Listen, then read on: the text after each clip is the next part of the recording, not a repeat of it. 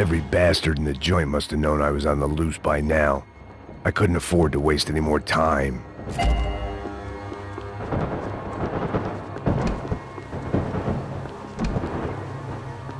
Luckily, I wasn't the only cop with a pill problem.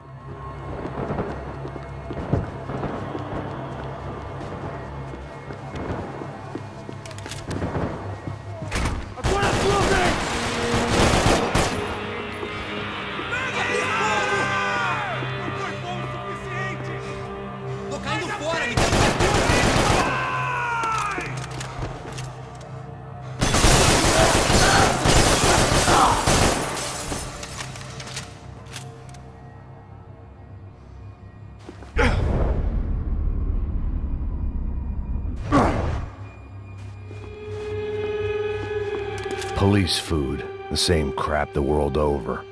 But I could reminisce about the old days later. For now, there was more pressing matters to deal with.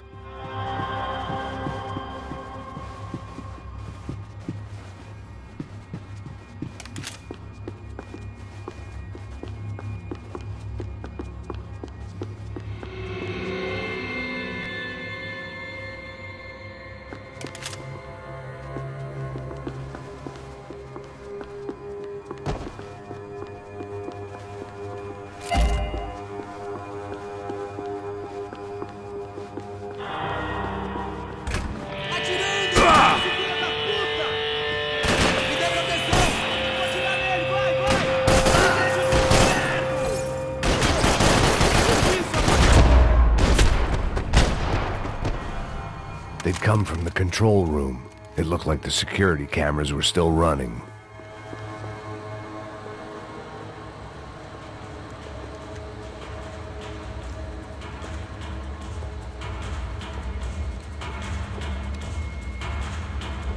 It looked like the prisoners were giving them a run for their money. That's what happens when you hand some roided-up halfwit a commando uniform with special on the front and let him ride around his hometown in a tank playing soldiers. Sooner or later, someone's gonna decide he's not so special. There were a bunch more in the elevator, tooled up like they were about to roll into Fallujah. And of course, they were headed my way.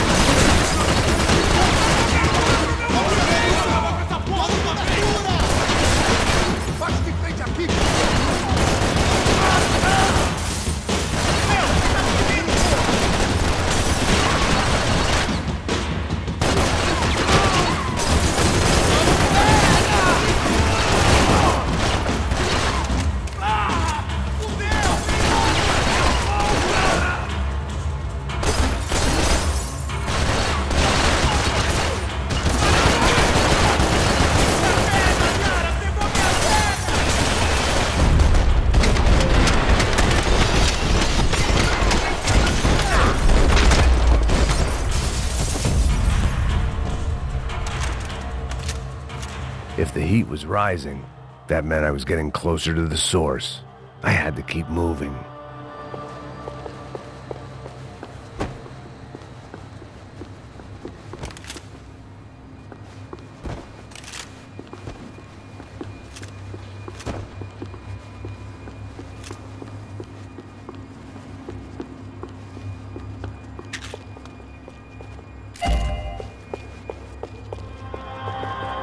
I saw the elevator doors were open.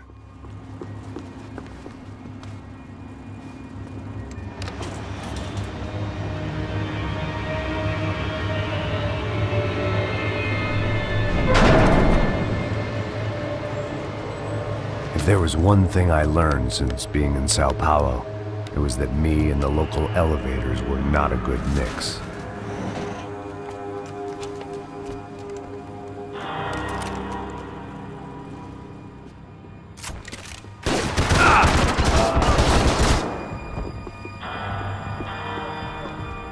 Whatever depressing fate lay on the other side of those doors, there was no point in putting it off any longer.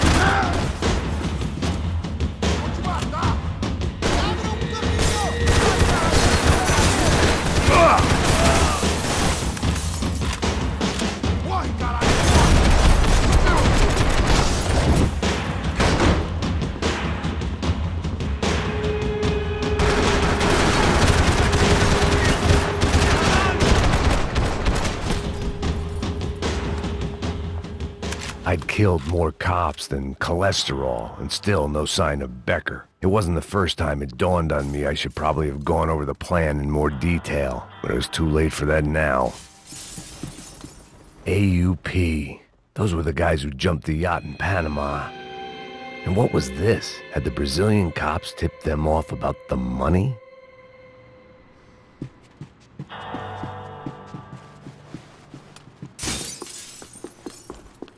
If I didn't hurry, Becker would be long gone. I still didn't know how I'd gone from drinking myself numb in New Jersey to looting corpses in Brazil. But this was where I was, 5,000 miles from a home I couldn't go back to, on another suicide mission to clean up a mess that wasn't even mine.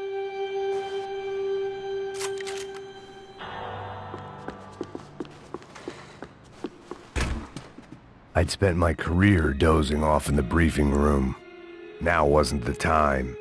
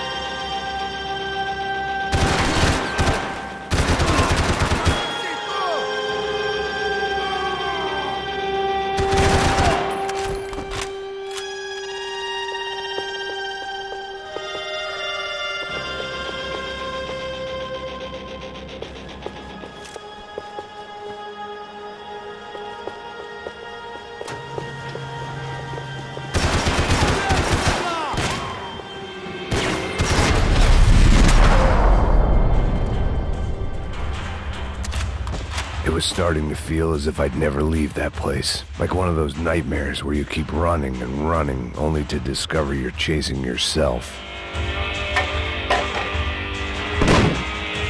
Tear gas. This wasn't good. I needed to find a way out of that stairwell, and fast. That would have been too easy.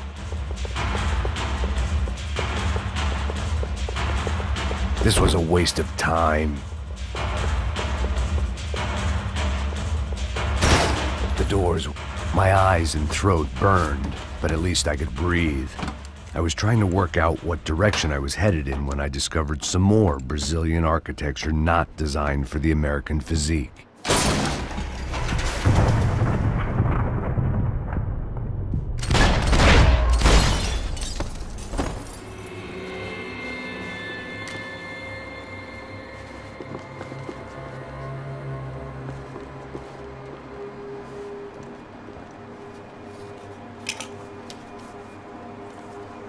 There it was, the tape from the Bronco security system.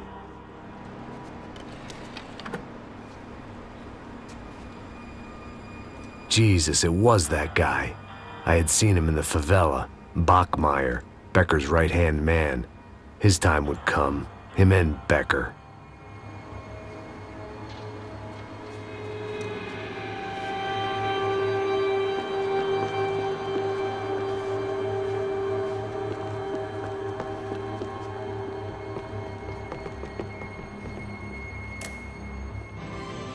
O seu dinheiro representa o seu futuro. Mantenha-o seguro com o Banco Boitatá. Para sua casa, o seu carro ou o seu negócio. Venha falar com Boitatá. Threatens to be the worst volcanic eruption in Ecuador for 40 years. The epidemic of violence that grips Brazil's major cities continues to worsen. On Monday, a massive gun battle between drug gangs and special forces police in the favela of Nova Esperança left 150 people dead or critically injured. Mayoral candidates were divided on the reactions to the altercation. Camila Machado blamed the police force for acting without restraint and effective government oversight. Victor Branco, whose eldest brother was murdered last week and whose youngest brother is missing and is feared to have been an innocent victim in Monday's gun battle, issued a statement calling for more funding for law enforcement and vowing to stop at nothing to make Sao Paulo safe again. In Buenos Aires, the world's largest chorizo caused quite a stir. I'd seen enough. It was time to bring this nightmare to an end.